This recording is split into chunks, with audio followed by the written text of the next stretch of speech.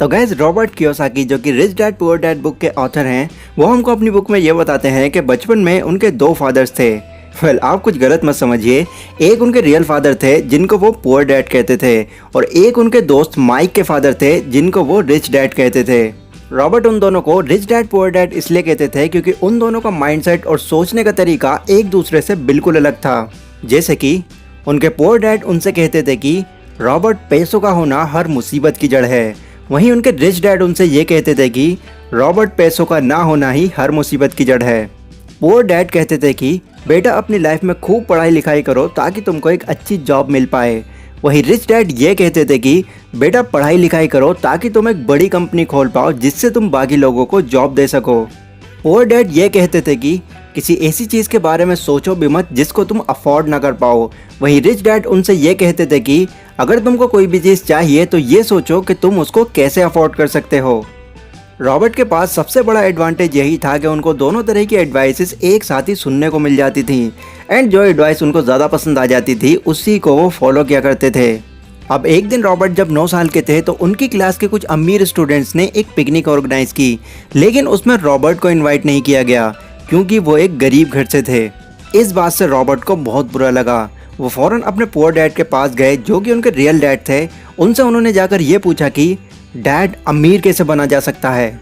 ना poor dad ने ये सुनते ही उनकी तरफ देखा और उनसे ये पूछा, बेटा, तुम अमीर क्यों बनना चाहते हो। तो रॉबर्ट ने जो उनके साथ स्कूल में हुआ वो सब बताया, पर फिर भी पुअर डैड ने उनके इस क्वेश्चन का जवाब नहीं दिया क्योंकि उनको खुद ही इस सवाल का जवाब पता ही नहीं था। भले ही उन्होंने पढ़ाई में PhD कर रखी थी और वो गवर्नमेंट टीचर थे, बट फिर भी उनके पास इतनी फाइनेंशियल नॉलेज भी नहीं थी कि वो रॉबर्ट के इस क्वेश्चन का आंसर दे सकें। अब कुछ दिन बाद उन्होंने रॉबर्ट से कहा कि तुम इस सवाल का जवाब अपने दोस्त माइक के फादर से क्यों नहीं ले लेते। उसके बाद रॉबर्ट माइक के फादर के पास गए जिनको वो रिच डैड बुलाते थे, और उनसे भी रॉबर्ट ने जाकर सेम क्वेश्चन किया, अमीर कैसे बना जा सकता है। फिर उनके रिच डैड ने उनको ऐसे ऐसे लाइफ लेसन सिखाए जिनको फॉलो करके वो अमीर और ज़्यादा अमीर होते चले गए। और इन्हीं सब बातों को रॉबर्ट ने इस बुक में लेसन वाइज मेंशन किया है, जिनमें से पहला लेसन ये है कि rich people don't work for money, money work for them. एक ऐसा फेयर सर्कल जो मैक्सिमम लोग बहुत पुराने टाइम से फॉलो करते आ रहे हैं, जो कि कुछ ऐसा है कि स्कूल से पास आउट हो जाने के बाद एक अच्छे कॉलेज में एडमिशन लो ताकि तुमको एक अच्छी डिग्री मिल सके, और इसी अच्छी डिग्री के थ्रू तुमको एक अच्छी जॉब मिल सके। वहाँ तुम 30 से 40 साल तक काम करो और रिटायर हो जाने के बाद गवर्नमेंट के पैसों से मज़े लो। इस सर्कल को रॉबर्ट कियोसाकी रैट रेस कहते हैं, जिसको 80% लोग फॉलो करते हैं और एक नॉर्मल लाइफ जीते हैं। बट रॉबर्ट कियोसाकी के रिच डैड उनको ये बताते हैं कि अगर तुमको एक अमीरों वाली लाइफ जीनी है जिसमें तुम पैसों के लिए काम ना करो बल्कि वहाँ पर पैसा तुम्हारे लिए काम करे, तो तुमको इस रैट रेस से बाहर निकलना ही पड़ेगा। क्योंकि अगर ज़िंदगी भर तुम सिर्फ दूसरों के लिए कमाते रह जाओगे तो तुम अपने लिए कुछ नहीं कर पाओगे। फिर उम्र निकल जाने के बाद तुम्हारे पास पछताने के सिवा और कुछ नहीं बचेगा। दूसरों के लिए अगर तुम काम कर भी रहे हो तो सिर्फ पैसा कमाने के लिए नहीं, उस काम को सीखने के लिए करो। इन सभी बातों को रॉबर्ट ने अपने माइंड में फिक्स कर लिया और इन्हीं को फॉलो किया। फिर आगे चलकर उन्होंने एक ऐसी कंपनी की स्टार्टिंग की जिससे वो अमीर भी बन पाए और दूसरे लोगों को जॉब देने के लिए हायर भी कर पाए। Lesson number 2, financial literacy. अगर आप अपने पुराने टाइम में कौन बनेगा करोड़पति देखते थे तो आपको सुशील कुमार तो ज़रूर याद होंगे, जिन्होंने साल 2011 में KBC के अंदर 5 करोड़ रुपए जीते थे। लेकिन 4 साल बाद यानी कि साल 2015 में जब उन्हीं सुशील कुमार को दोबारा से आइडेंटिफाई किया गया तो ये पता चला कि अब वो इतने गरीब हो चुके हैं कि उनका 3 वक्त का खाना खाना भी मुश्किल हो पा रहा है, और ना ही उनके पास कोई भी जॉब है। रीज़न, उनके पास जनरल नॉलेज तो बहुत थी पर उनके पास फाइनेंशियल नॉलेज नहीं थी। इतना ज़्यादा पैसा मिल जाने के बाद भी वो ये नहीं समझ पाए कि इससे और ज़्यादा पैसा कैसे बनाया जा सकता है। उन्होंने बिना सोचे समझे अपनी जॉइंट फैमिली के लिए एक आलीशान घर खड़ा कर दिया जिसमें उनके मैक्सिमम पैसे खर्च हो गए, और जो बाकी बचे हुए पैसे थे वो उस घर के बन जाने के बाद खर्च हो गए। हाँ, हो सकता है अब कुछ लोग ये सोच रहे हों कि इसने तो बेवकूफ़ी की है, मैं होता तो करोड़ों के अरबों बना देता। बट ये काम इमेजिन करना जितना आसान है उतना ही रियलिटी में मुश्किल भी है, और यही बात रॉबर्ट के रिच डैड भी उनको सिखाते हैं।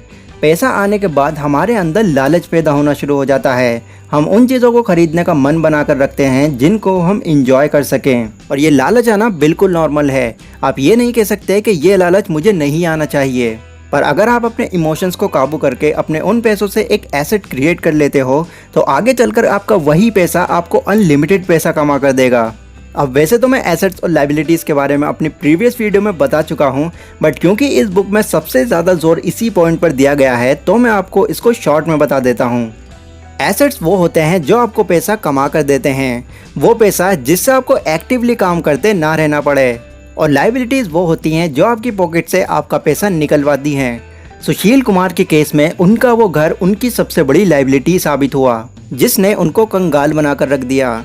पर अगर वो एक आलीशान घर ना खरीद कर कुछ नॉर्मल से घर खरीद कर उनको रेंट पर दे देते तो आज आप सोच सकते हैं वो कहाँ से कहाँ होते, क्योंकि उनके वो घर उनके लिए एसेट साबित होते। तो रिच डैड का ये लेसन आपको भी अपनी लाइफ में अप्लाई करना होगा अगर आप आने वाले टाइम में अपने आप को एक बड़े लेवल पर देखना चाहते हो। Lesson number 3, mind your own business. 1974 में रे क्रॉक, जो कि मैकडॉनल्ड कंपनी के फाउंडर हैं, वो एक बार यूनिवर्सिटी ऑफ टेक्सास ऑस्टिन में स्टूडेंट्स के सामने स्पीच देने गए, जिन स्टूडेंट्स के साथ रॉबर्ट के फ्रेंड भी थे। स्पीच खत्म हो जाने के बाद रे ने सभी स्टूडेंट्स से ये पूछा कि मैं किस बिजनेस में हूँ। तो उनकी ये बात सुनकर सभी स्टूडेंट्स हंसने लगे, क्योंकि सबको ये पता ही था कि वो मैकडॉनल्ड कंपनी के फाउंडर हैं और हैम बर्गर का बिजनेस करते हैं। पर उन्होंने यही बात दोबारा जब उनसे पूछी तो एक स्टूडेंट ने उनको बताया, सर आप हैम बर्गर का बिजनेस करते हैं। तो इस पर रे ने उनको ये जवाब दिया कि मुझे पता था तुम यही कहोगे, बट मैं एक हैम बर्गर के बिजनेस में ही नहीं बल्कि मेरा असली और सबसे बड़ा बिजनेस रियल एस्टेट है। उनकी ये बात सुनकर सभी स्टूडेंट्स हैरान रह गए, जिस पर रे ने उन सभी स्टूडेंट को समझाते हुए बताया, देखो जब भी कोई मैकडॉनल्ड कंपनी की फ्रेंचाइजी लेता है तो उनको हम शॉप खोलने के लिए एक ज़मीन प्रोवाइड कराते हैं, जिस ज़मीन का रेंट उनको पे करना होता है। और हमारी ये फ्रेंचाइजी ऑलमोस्ट हर कंट्री में अवेलेबल है। तो अब आप ये खुद ही सोच सकते हैं कि हमको यहाँ से कितनी इनकम आ रही होगी। इस पॉइंट से ऑथर ने हमको ये बताने की कोशिश की है कि अगर आपके पास सिर्फ एक ही इनकम सोर्स है तो आप उसी पर निर्भर नहीं रह सकते। आपको अगर अपनी इनकम को और भी ज़्यादा इंक्रीज़ करना है तो आपको मल्टीपल इनकम सोर्सेज जनरेट करने होंगे, ताकि एक सोर्स से किसी वजह से अगर पैसा आना बंद भी हो जाए तो बाकी सोर्सेज आपको पैसा देते रहें। और इंटरनेट और टेक्नोलॉजी के थ्रू ये काम पहले से ज़्यादा आसान हो गया है। Lesson number 4, the history of taxes and the power of corporation. Taxes की अगर हिस्ट्री उठाकर देखें तो टैक्स की शुरुआत ऐसे हुई थी जब गवर्नमेंट ने मिडिल क्लास के लोगों को ये समझाने की कोशिश की थी कि ये जितने भी अमीर लोग हैं उनसे हम टैक्स की फॉर्म में पैसे वसूल करेंगे, जिससे आपको फ़ायदा होगा, आपको जॉब्स दी जाएंगी और ज़रूरी सुविधाएं भी। अब मैक्सिमम लोग इस बात पर राज़ी हो गए और उन्होंने टैक्स के फेवर में ही वोट दिया। पर यह गेम कुछ ही टाइम बाद उन्हीं पर उल्टा पड़ गया। जब गवर्नमेंट के पास टैक्स का पैसा जमा होने लगा तो गवर्नमेंट ने एम्प्लॉयज़ हायर करना शुरू कर दिए और उन एम्प्लॉयज़ को सैलरी के रूप में वही टैक्स का पैसा दिया जाने लगा। अब अपनी कंट्री को और ज़्यादा डेवलप करने के लिए गवर्नमेंट ने उन्हीं अमीर लोगों को कॉन्ट्रैक्ट देने शुरू कर दिए और टैक्स का जितना भी पैसा अमीर लोगों से वसूल किया गया था उनको वो उस कॉर्पोरेशन के थ्रू वापस मिलने लगा और गवर्नमेंट के पास फिर से कुछ नहीं बचा। तो गवर्नमेंट ने और ज़्यादा टैक्स वसूल करने के लिए अमीर लोगों के साथ साथ गरीब और मिडिल क्लास लोगों से भी टैक्स लेना शुरू कर दिया। अब इससे अमीर तो कॉर्पोरेशन के थ्रू टैक्स से बचते चले गए, पर गरीब और मिडिल क्लास लोगों को सारा टैक्स भरना पड़ता रहा। एंड सेम यही सिस्टम आज तक भी चलता आ रहा है। आज जो भी बड़ी बड़ी कंपनीज के फाउंडर हैं वो सबसे पहले पैसा अर्न करते हैं, फिर उसको खर्च करते हैं और फिर जो पैसा बचता है उससे टैक्स भरते हैं। वहीं गरीब और मिडिल क्लास लोग पैसा कमाते हैं और फिर कमाते ही टैक्स भरते हैं और फिर जो पैसा बचता है उसको खर्च करते हैं। तो इसीलिए ऑथर के रिच डैड उनको यही सिखाते हैं कि अगर तुमको इस टैक्स से एक लीगल तरीके से बाहर निकलना है तो अपनी फाइनेंशियल IQ को इंक्रीज़ करते रहना ज़रूरी है। ये इस बुक के टोटल 4 लेसन थे जो मैंने अभी आपको बताए। ये बुक एक हाईली रिकमेंडेड बुक है आपकी फाइनेंशियल नॉलेज इंक्रीज़ करने के लिए, जो मैं सजेस्ट करूंगा कि आपको भी ज़रूर पढ़नी चाहिए। और ये बुक इंग्लिश के साथ साथ हिंदी में भी अवेलेबल है। तो अगर आप इस बुक को अभी परचेज़ करना चाहते हैं तो डिस्क्रिप्शन में मैंने आपको एक लिंक दिया हुआ है, वहाँ से जाकर आप इस बुक को परचेज़ कर सकते हैं। लाइक और शेयर कीजिए अगर ये वीडियो आपको ज़रा भी यूज़फुल लगी हो तो। एंड इसी तरह मुझसे और भी ज़्यादा कनेक्टेड रहने के लिए आप मुझे इंस्टाग्राम पर भी फॉलो कर सकते हैं। तो मैं मिलता हूँ अपनी अगली वीडियो में, तब तक के लिए टेक केयर।